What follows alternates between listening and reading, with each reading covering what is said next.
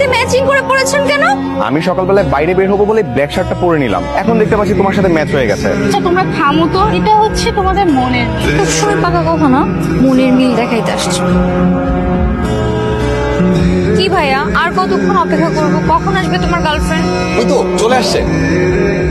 আচ্ছা, এটা তোমার গার্লফ্রেন্ড? হ্যাঁ, এখন কি কারবার? ভাইয়া পড়েছে ব্ল্যাক কালার আর সে পড়েছে ক্যাটকেটা লাল।